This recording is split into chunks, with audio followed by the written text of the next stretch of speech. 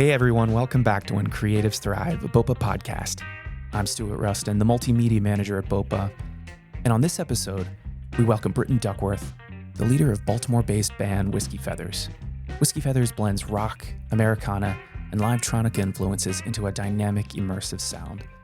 The band's currently comprised of Brittain Duckworth on vocals and rhythm guitar, Jenny Fitchett on vocals and keys, Chohany on lead guitar, Jon Schreoder on bass guitar, and EJ Thompson on drums. Brittain starts with the origins of the name Whiskey Feathers before explaining his approach to leading a band and creating a collaborative space for music as well as friendships to evolve. We also discuss the support the band has received from local radio in the Baltimore area. We finish by discussing Brittain's sobriety and the small steps in his personal growth, which he shares about in recent releases, like the track Learning to Crawl. Hey, Brittain, welcome to the podcast. Thank you. Thank you, sir. So you play with Whiskey Feathers. You're a local Baltimore band. Yep. Can you tell me about where the name came from? Yeah, so Jenny and I kind of founded the band as a duo, and we needed a name quick. We had like a first gig, and it was in a week, and they're like, well, we need a name. What's your name? We're like, oh, God, we need a band name. She plays keys, piano, keyboard, and her old piano bench she used to sit on, her cat had clawed it all up. It was pretty rough. And my wife made her a slip cover to put over top of it because it was bad. It was kind of falling apart. And on the pattern of the fabric, it was wispy feathers. And they just looked kind of wispy, right? And it was a misheard thing. It was one of us heard like Whiskey Feathers, and I was like, Whiskey Feathers? And it was like, no, but that works. And so we just told we told the venue like it's Whiskey Feathers, and it's kind of been that ever since. So how would you describe the sound? Like, it's an amalgamation. So we call it roots rock. I think it's the best way to describe it. We're influenced by all sorts of things, classic rock and R&B and 90s alternative and Americana music.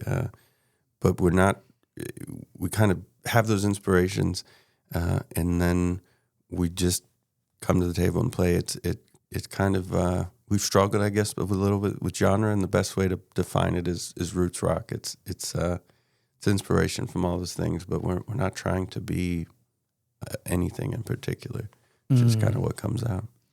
It seems like, though, from our past conversations, that community is pretty important to you, and that absolutely there's usually some sort of a connection between you and the band members. That's like something that you look for. Could you talk a little bit more about that and how you interact with band members? Yeah. So community for us, we just did a event for the United Way and participated in that, and it hit home for us too, because it's.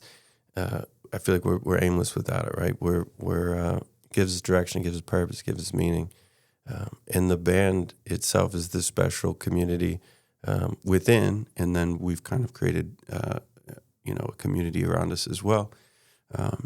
But it's really, you think it would be about the music, but at the end of the day, it's about lifting each other up and supporting each other, and really encouraging the best in each other inside and outside of the band. So it's extremely important. If at this point, I don't think we care about, and we're all very talented, but it's less about talent. It's more about, can we get along and share this connection of community together and betterment and in all the ways beyond the music. It feeds the music. It helps the music. But it really is this just collective of people that are friends and get along, and sometimes we got to wrangle that in and kind of get to work with music because we want to catch up and just shoot the breeze. But it's everything. It's hard to describe,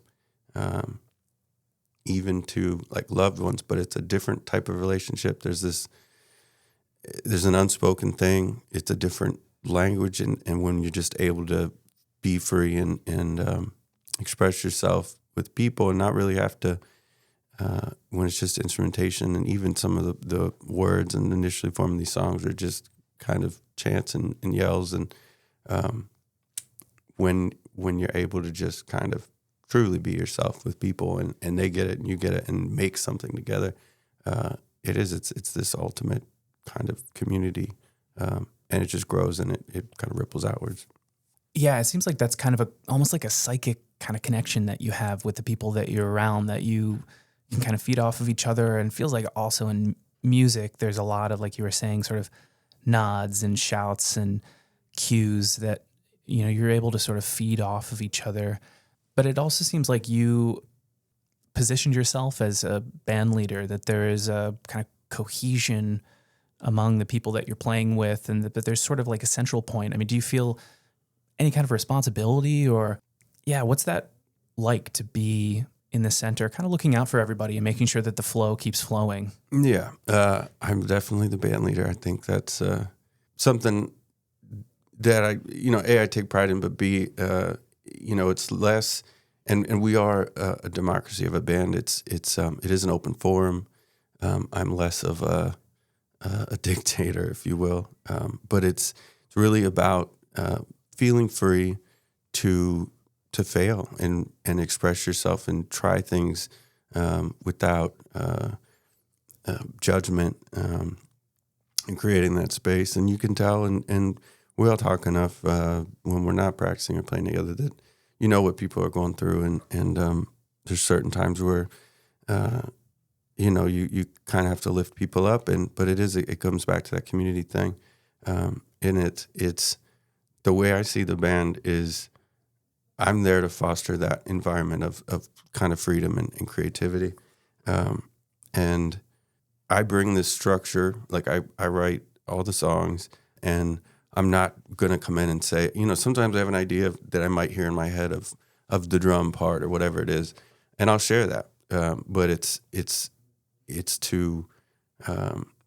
not to bias, but it's to say, here's what I'm thinking. And but everyone gets the freedom to kind of express and color how they want to color.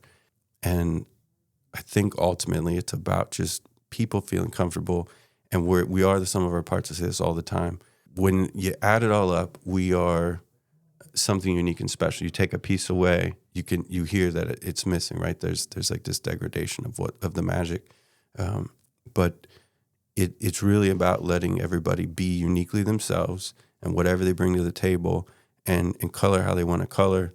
Are there discrepancies in that? Sometimes, sure, but more often than not, it's that freedom kind of brings out, and everybody listens and trusts each other enough to, and is open enough to say, I'm not here, I'm not feeling it, or whatever. And you'll know, like, there's this, going back to some of that unspoken thing, like you can hear it in the playing, you can feel the energy. If it's just not it, if it's not happening, we'll come up with different ideas. But being the band leader is more about, there's a lot of organization, there's a lot of admin stuff, there's a lot of that, right, to book the gigs, and I write the songs and everything like that. But it's truly a collective, and it's about letting everybody be themselves and share their unique talents as a group, and feeling comfortable to do that, and versus saying, you're going to play this part, you're going to play that part. It just doesn't work, right? It's not a true band, right? That would just be,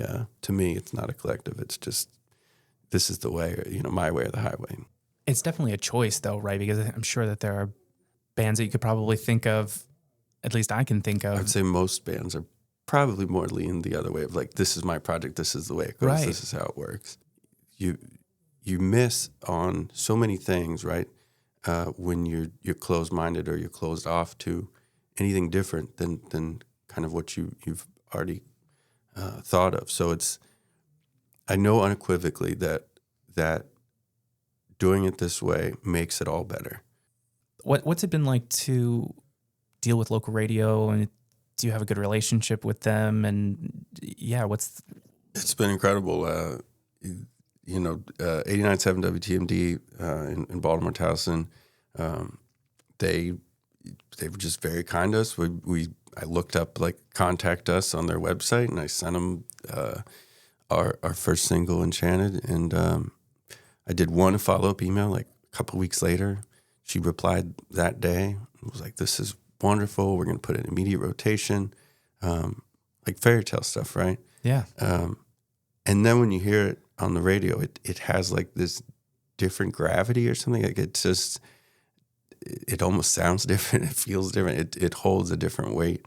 But it's been amazing. They've been very kind to us. It's, their whole WTMD, TMD, Total Music Discovery, is kind of their logo. And it's true. I mean, it's true. They really support local music. They really engage, again, community, right? And they just were kind, and they liked it, and they played it, and it's pretty amazing. And there's all examples of all sorts of local Baltimore bands that kind of have had the same experience. They asked us to play First Thursday, which is a big free, one of the bigger free kind of festivals, regular festivals in the Northeast, and all that really is just kind of catapulted us forward in the community again. You're growing up as a kid. You like music. You appreciate music. You want to play music. It's.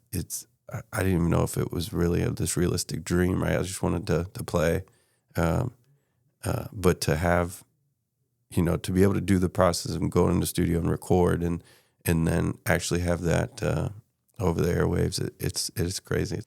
I wanted to pivot a little bit, just based on some of the recent releases that you've put out. I think it's super brave of you to start these conversations surrounding your journey in sobriety. Yeah. And first I wanted to pause so that we could take a listen to one of your tracks, and then follow up with some more conversation. Sounds good. This track's called Learning to Crawl by Whiskey Feathers. Starts with a whisper, it's learning to crawl. And pretty soon that whisper is standing up tall. No longer a drinker, I surrendered it all. But it starts with a whisper, now I'm standing up tall.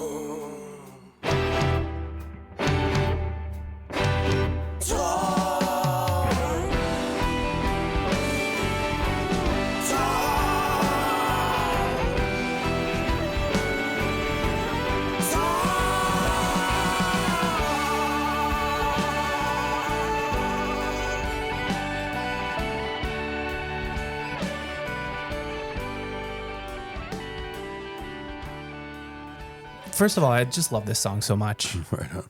We do too. I do as well. I get chills listening back to it. I mean, it's your story, it's not mine, but I feel like I relate a bit there, and I feel that sort of sense of overcoming something. Mm-hmm. Like I can feel that kind of release that happens in that moment. And I kept playing it back, and this stanza that we just listened to, it pivots, and you talk about this whisper that's pushed you to standing. And what does that mean? Like, where does that come from, and what do those lines mean to you? Yeah. So I think the whisper is like that guttural knowing, right? Like I think we all have this internal voice of reason and truth. We don't always listen. But there was this like knowing for a while that my drinking wasn't sustainable. It wasn't. It was going nowhere fast, right? And it took time to kind of let that whisper kind of grow into, and really was a belief in myself, and that I was capable and worthy of being somebody without a drink.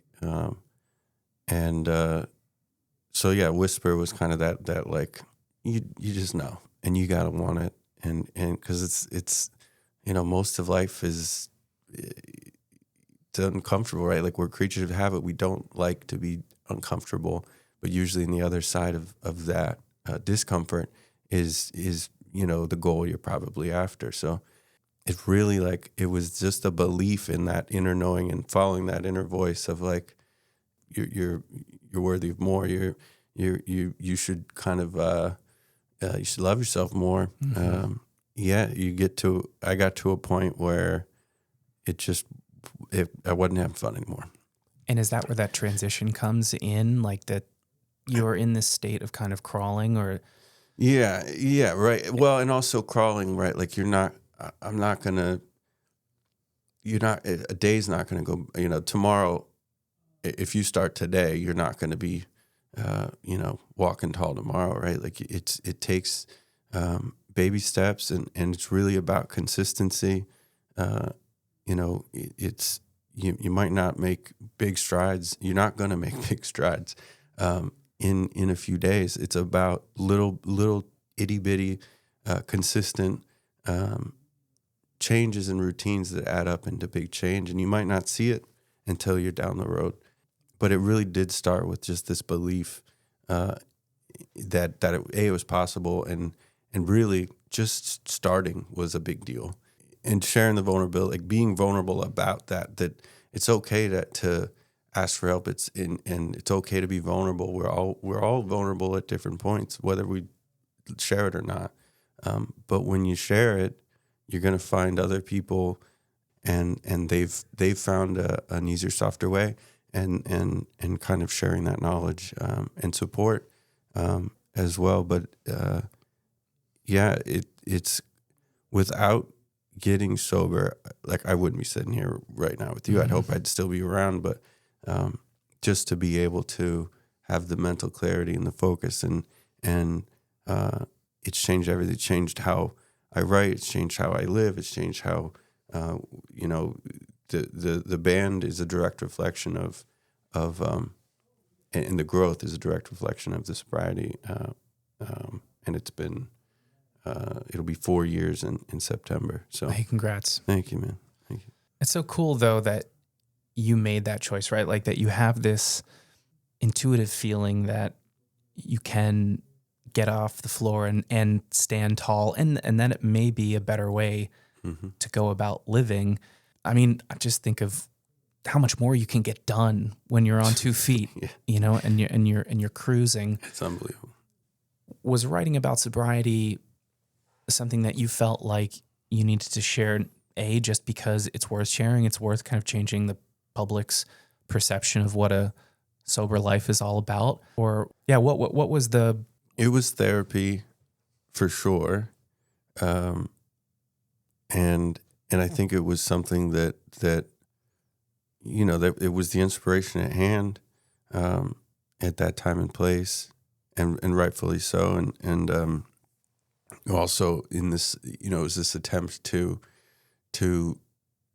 kind of share my story, but also relate with other people that may be struggling, and then sharing my vulnerability, hopefully inspire and enable other people to feel okay to share theirs. Right? It's the cyclical thing, hopefully, where like, hey,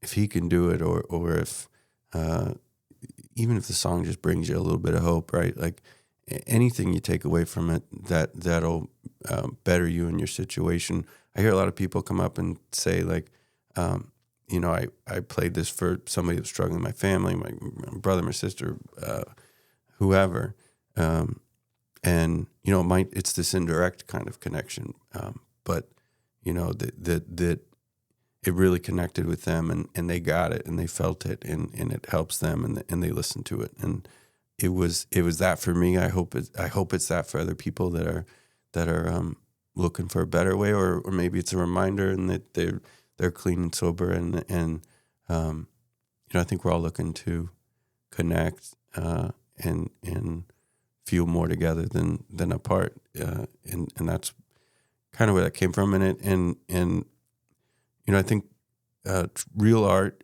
you got to be vulnerable, right? Like if it's truly you and authentic, you need to kind of bare your soul, and people that meter of genuine expression is everybody has one, and it's easy to know when it's truly you or when it's not. People see right through when it's not. So I asked earlier about the name and the meaning behind Whiskey Feathers. Does it mean anything different to you these days? Yes. So it's definitely evolved in this weird way, and maybe it was all meant. I also think everything's meant to be. But the band, you know, we've got sober members. We share that experience, and even the members that drink barely drink. So it's we've kind of gone through that wild, I'd say party phase, if you will, of life. And it's these days, it's sort of this, whiskey in a weird way represents sobriety and that part of our journey, but part of my story, at least. And feathers is sort of the freeing and flight element of it, where we let it go. You know, it in this weird way, it sort of does represent sobriety and freedom from this grip on a bottle for a long time. So it's just so interesting. It's almost like a message that was delivered to you just a little bit early, or it was like something that stayed in its gift wrap, and it opened itself kind of when it was meant to. Like what an interesting sort of occurrence. Yeah. Well, is it a coincidence? I don't know. I don't think so. Right. Like I think, that there's. The more I'm around, the more, you know, the bad things turn out to be some of the best things. So there's a reason it's there. Take it for what it is. Feel your emotions, and harness that, you know, and write about it or find the lesson. You know, there's lessons in everything, and I'm always trying to make lemonade. So the more I'm around, the more these things happen, and these dots connect, and it's it always works out. Yeah, it's always okay, and it's always this positive thing. That's good to remember for sure. Yeah. Well, first of all, it's been awesome. Thank you so much for stopping by. Absolutely. Thank you for having me. Where can we find you online? What have you guys got coming up? Tell me everything. We're whiskeyfeathers.com. You can find us all the socials. You name it, we're on it. We've got some big gigs coming up this year, some festivals. We're going to be Moncton Music Fest in May, Rowdy Rooster. That's the week after Moncton Music Festival. That's in May as well. So can't wait to hear what you guys have coming up next, and right on. I hope to see you soon. Yes, sir. Thank you, Stuart. Thanks so much to Brittain for joining the podcast, and thank you for listening. Remember, if you're a creative person with a story to share, reach out to me at srustin@promotionandarts.org to be featured on the next episode. And remember, when creatives thrive, we all rise.